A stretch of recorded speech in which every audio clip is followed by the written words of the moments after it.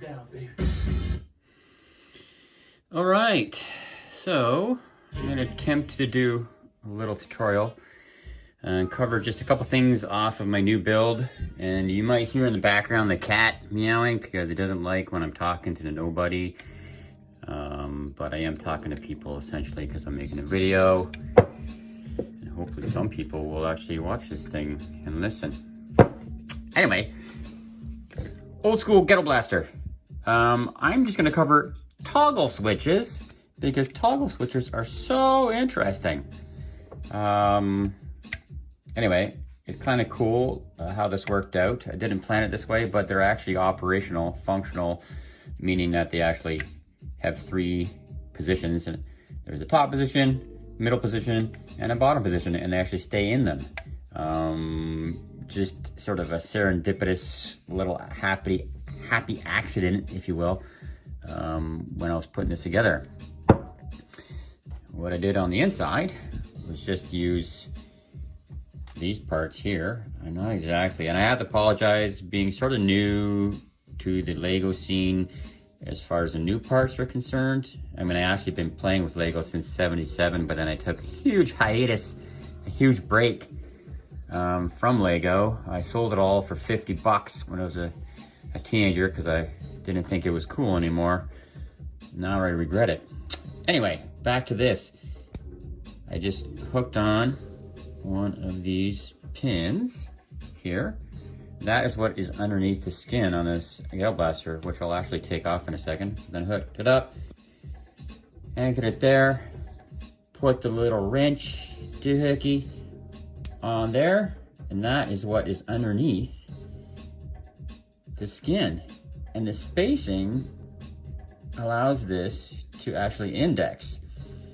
So it just, spins sort of around here with no indexing, but if you pinch that in between a one studded space, there is I thought it would just be stick straight out and not move. I was happy with just the appearance of the toggle switches, but now what I found was that there's enough flex in this little rod here that when you move it, and just the flat edges of the wrench in the little space that is left underneath allows it to click in that position, click straight, and then click in this position down here. It's pretty cool. So I'm gonna take some of this off here, and as some of you may know, my mocks don't last that long usually because I don't have really that many parts. So I keep taking them apart and then reconstructing them into other formations. I love to have more parts and things like that, but I just don't. So we're gonna pop this apart.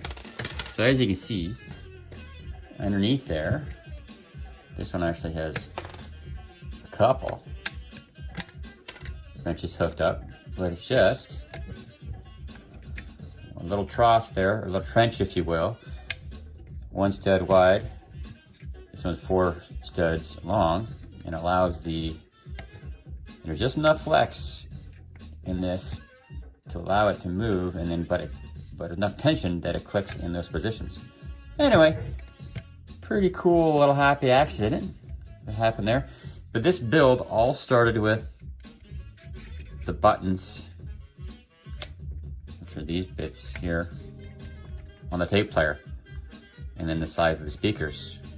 I also wanted something nice and flat and round to go around the edge of the speaker to make it look cleaner. And that's the only size I had that worked. So that's what I scaled everything off of. These buttons and the speakers.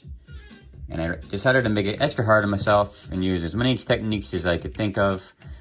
And again, I don't know if this has been done before. I'm sure it already has, but I haven't seen it. I actually did not look up anything. I tend not to look anything up when I'm going to do a build.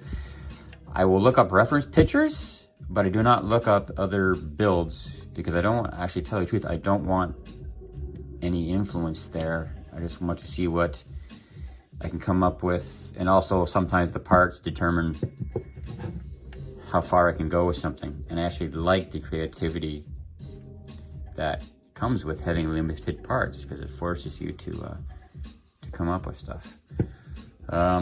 Movable handle. I originally had thought that I was going to have the cassette tape open, but that was a little bit beyond where I wanted to go with the timing, because I have some other stuff I want to build as well. But yeah, that's where that one started. And that's where it is. The equalizer's kind of cool. It worked out. These are just jumper plates in the middle, and then regular 1x2 studs here on the sides. Ooh, good tune coming on. About the minute 10 of this song I'm gonna break, and so we can hear the